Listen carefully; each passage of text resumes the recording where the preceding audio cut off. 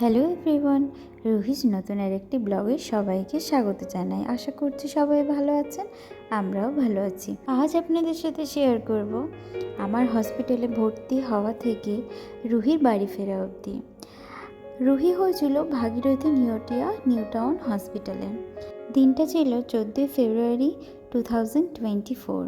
হ্যাঁ, সরস্বতী পুজো এবং ভ্যালেন্টাইন ডের দিন সন্ধেবেলায় ও আমার কোলে আসে।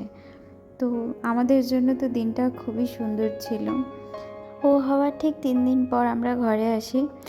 18 ফেব্রুয়ারি আমার ডিসচার্জ হয়। হতে হতে একটু দুপুরই হয়ে গেছিলো। তারপরে বাড়ির লোকেরা সবাই মিলে আমাদেরকে ওরা খুব সুন্দরভাবে ডেকোরেশন করেছিল।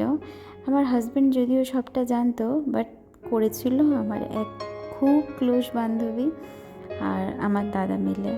সবাই একটু একটু হেল্প করেছিল। এরপর আমি আমার মা সরস্বতীকে নিয়ে প্রথম ঘরে ঢুকি।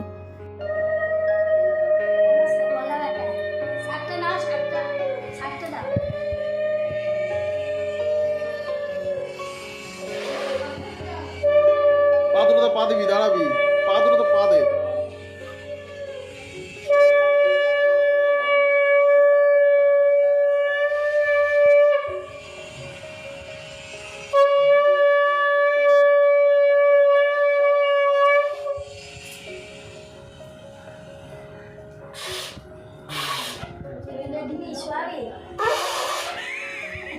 এই ছিল রুহিকে নিয়ে আমার বাড়ি ফেরা এবং হসপিটাল জার্নি।